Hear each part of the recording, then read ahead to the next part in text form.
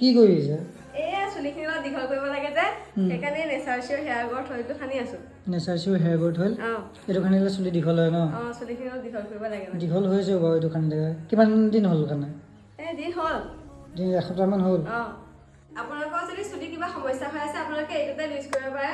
নেচাৰচিয়ৰ hair growth অইলটো সানিলে চুলিৰ লগত যিবোৰ সমস্যা আছে, চুলি সৰা, উঠি হোৱা গোটেইবোৰ সমস্যা সমাধান হৈ যায়। আপুনি যদি চুলিখিনি দীঘল কৰিব বিচাৰিছে এইটোতে ইউজ কৰি চুলিখিনি দীঘল কৰিব পাৰিব।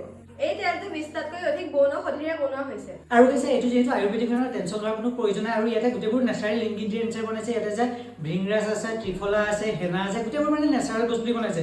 আৰু আপোনাৰ চুলি মানে মাথা ছালটো ফাটি ফাটি যায়, সেনেকুৱা কিছুমান প্ৰব্লেম হয় বা বহুত ডেণ্ড্ৰফ, তাৰপিছত উকি চুপি বা চুলি বহুত সৰিলে এইটো ইউজ কৰাৰ লগে লগে গোটেইবোৰ সমস্যা সমাধান হৈ যাব। আকৌ চুলিবোৰ নতুনকৈ গজিবলৈ আৰম্ভ কৰিব আৰু চুলিবোৰ দীঘল হৈ যায় এইটো ইউজ কৰিলে। এই তেলটো মূৰৰ ছাল আৰু চুলি গুৰিক পুষ্টি প্ৰদান কৰে। এই তেলটো ইউজ কৰিলে চুলিখিনি কলা হয় আৰু ওকণি নাইকিয়া হয়। তো গাইছ আপোনালোকে পুৰুষ মহিলা সকলোৱে ইউজ কৰিব পাৰে আৰু আপোনালোকে ইউজ কৰি দেখাই দি আছো।